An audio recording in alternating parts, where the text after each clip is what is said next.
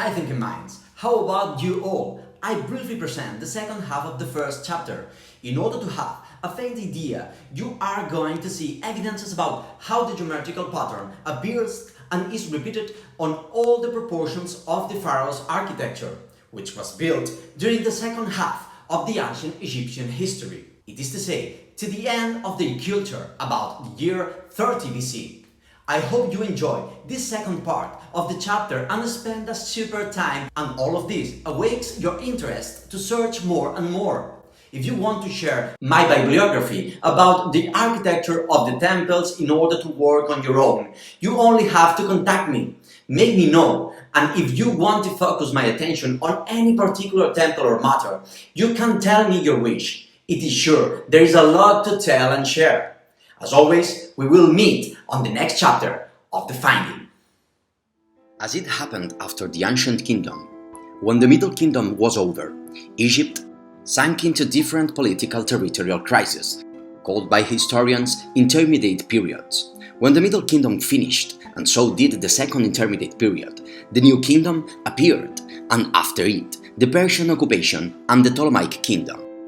In order not to be jumping constantly of location on the investigation of the pharaoh's architecture in the New and Ptolemaic kingdoms, we will study individually the development of each construction and architectural complex carried out during about 1,500 years, since the beginning of the New Kingdom to the end of the Ptolemaic Kingdom, and we will do it as we move along the Nile upstream, leaving behind the Great Pyramids built on the Lower Egypt. We bump into the city of Akhenaten, the first great royal architecture that gives way to the Middle Egypt, built by the heretical Akhenaten. It is really interesting to verify that he continued applying the geometrical pattern to define the most important proportions on his monumental architecture, although Akhenaten broke off with lots of traditions of his ancestors.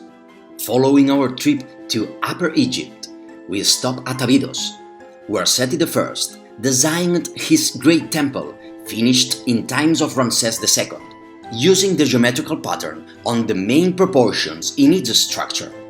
Points A and B are a very proof of that, as they show singular elements on its architecture. Next to the Great Temple, we find the so well-known Osirion of Abydos, although it has been studied so much as on its constructions and design. The architects of the New Kingdom used the geometrical pattern on the main proportions in its structure. Less than 300 meters north from the temple of Seti I, we can see the temple of Ramses II, who devoted it to Osiris. Ramses II completely used the geometrical pattern to build the different parts of this temple. Thutmosis III, 2 centuries before, and 800 meters north, next to the very ancient temple of Osiris in Abydos, also built a temple based on the proportions of the Alpha rectangle. Setting off again, the next stop before arriving in Thebes is Dendera. Here, one of the most important Ptolemaic temples in the history of Egypt was built. It is enthralling to check how, after 1,000 years since Thutmosis I built his temple at Abydos, which was based on the proportions of Alpha rectangle, the Ptolemaic kings took the same proportions to define the structures on the temple of Hathor and Isis in Dendera. Besides, they used the Beta Prime rectangle to fence the temple of Hathor in and design its great entrance. Just before crossing Thebes and carrying on with our trip along the Nile, we find the temples of Shenhur and Medamut. The first one was built at the Roman period, during the period of August, and was devoted to the goddess Isis. The second one was at its peak during the different renovations and enlargements in the Ptolemaic period, although this temple sank its roots in the Middle Kingdom, where the core of the temple responds to a design based on the geometrical pattern. Finally, we arrive in Thebes. Going up the Nile, we contemplate first the pharaoh's architecture built on its western bank, where we will study the architectural complex development at Karnak. Its main piece is the Temple of Ammon, which was enlarged as the successive pharaohs contributed to this architecture. Because of it, we can verify that Thutmosis I designed two projects that gave rise to the situation of the fourth and fifth pylon. After him, Amenhotep III raised the well-known third pylon, placing it into the proportions of the 1:2 rectangle, having as reference the wall raised by Thutmose III. Horemheb did the same with the second pylon, and he took as reference the back of Thutmose III wall in order to locate and provide the second pylon of the temple. Finally, Shoshenq I gave shape to its great yard in front of the new pylon, following the proportions of beta prime rectangle, which would be the limit where the first pylon of the Great Temple of Amon would be built. Ramses III built a temple with a perpendicular axis to Shoshenq I's yard, based in the proportions of the beta prime rectangle, and did the same building the temple of Honsu in the same precinct. On the north of the temple of Ammon, we find Montu's precinct and the temples of Harpare and Montu inside. And to the south of Ammon's precinct, we find Mut's area, where the temple of Mut, the temple of Ramses III, and the temple of Honsu-Parherot are sited. The whole of them were designed on the base of the geometrical pattern proportions. The complex of Karnak is connected to the temple of Luxor by a long way that was a 2-kilometer avenue of sphinxes in the past. Arriving at the temple of Luxor, we also observe the development of the temple based on the geometrical pattern proportions. It has its origins in the Middle Kingdom, the same as the temple of Karnak, and it follows the proportions of alpha rectangle. Amenhotep III, in his new kingdom, enlarged the main body of his temple to the proportions of the 1:2 rectangle. He added a large square yard and a double-column avenue fenced by a wall which responds to the proportions of beta prime rectangle. Later, Ramses II built the great entrance pylon and the first diamond-shaped yard, defined by the proportions of beta rectangle. Points A, B, C and D seem to be proof of that, due to they mark the main enlargements of the temple architecture. Still at Tebas, we fix our attention over the western bank of the Nile, and the first great temple of million years is the one Hatshepsut built in Deir al-Bahari, next to the one by Mentuhotep II, and, as he did, Hatshepsut based the design of his temple on the geometrical pattern. She also provided with a small temple next to the construction which would become along the years the great temple of Medinet Abu. After the Queen Hatshepsut, Thutmose IV built his funeral temple halfway between Deir al-Bahari and Medinet Habu, almost close to Gurna, and based on the proportions of the geometrical pattern too. A little farther to the south, Indra Abu el-Naga, Seti I raised his temple, whose perimeter wall makes us remember the proportions that the heretical Akhenaten used on his palace on the north of Amarna. The same trend on the design was followed by Ramses III in Medinet Abu. Likewise, he used the same beta rectangle to define the main proportions of the heart of the temple, as well as the alpha rectangle to mark out the two entrance yards. The point A in the image seems to show it.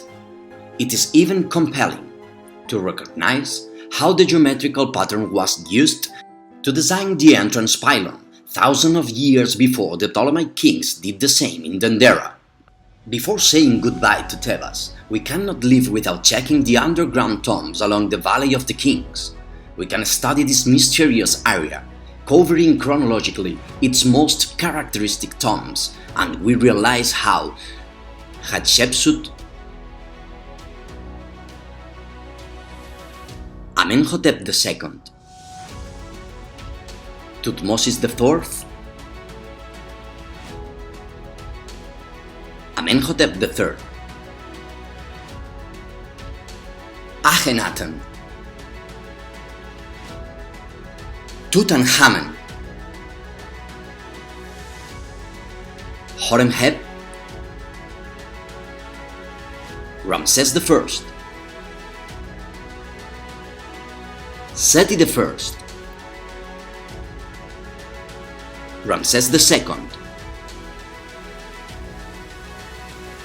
and Ramses III used systematically the geometrical pattern in order to design those underground constructions. In fact, if we study their geometry from the geometrical pattern, this critic architecture can get closer to the people who study it. Leaving behind the sacred land of Tebas, we continue our trip to the south, heading for the first waterfall, which separated Egypt from Nubia. The first vast temple we can see is the Temple of Horus in Edfu, built during about 2 centuries between Ptolemy III and Ptolemy XII. It is one of the most studied and considered in ancient Egypt. Analyzing its geometry from the core of the temple to its large entrance pylon, we can observe that the ancient architects used the alpha rectangle to design its chapel proportions and the space which circled it. Similarly, the beta rectangle seems to frame the limited space by the processional stairs and by the entrance that leaves behind the hypostyle hall. The temple allows us to check, on a general way, that the perimeter wall and the situation of its pylon axes are fixed by the beta rectangle. The heart of the temple responds to the proportions of alpha rectangle, the same that happened in the case of the temple in Dendera, and the area of the pronaos and the large entrance yard are defined by the alpha rectangle proportions as well. Before Aswan, we visit the temple of Sobek and Haroeris in Komombo. Ptolemy VI started it, and it was based almost completely on the alpha rectangle, which reminds us of the designs of Thutmosis III in Abydos, Isis in Dendera, and the Roman temple in Shenhur. Leaving behind Komombo, we finally arrived at Aswan, the island of Philae, the great temple of Isis and the architectural complex that surrounds all of it. In order to see its evolution, we will take 2 historic photos. The first one at the end of the 3rd century BC, when Ptolemy II designed the temple of Isis from beta rectangle, and the entrance Mamisi with alpha rectangle. More than a century later, we can see that the main enlargement of the temple responds to the proportions of the alpha rectangle, and the Mamisi shows the design of beta prime rectangle. Along our trip, we arrive at the Lake Nasser. It is the natural frontier between Egypt and Nubia.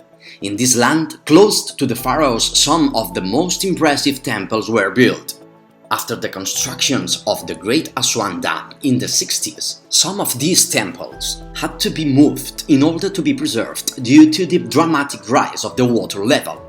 The most famous of these temples are the ones built by Ramses II in Abu Simbel and the temple built by the Ptolemaic kings in Kalabsha. The 2 temples that Ramses II dug in the rock, in his name and that of his wife, were moved to Abu Simbel, and both of them respond to a general design based on the geometrical pattern, making clear that their layout was deeply studied and was part of an original design. The late temple was originally built at Kalabsha and moved about few kilometers south to the Aswan Dam. Its design is clearly based on the geometrical pattern. The stairs marked by the point A give access to its characteristic diverted entrance pylon, which clearly joins the alpha rectangle, defining the perimeter wall that surrounds the temple and the 1x2 rectangle on the structural main wall. The evidence is that these proportions are repeated through the pharaoh's architecture built during the 3000 years in Egypt. The geometrical pattern was created by the ancient Egyptians as a tool to define the main proportions on their most sacred buildings. We have to wonder, why this geometrical pattern? What did they base on? What did they inspire from? And why did they define it on this way? Let's go to guess it.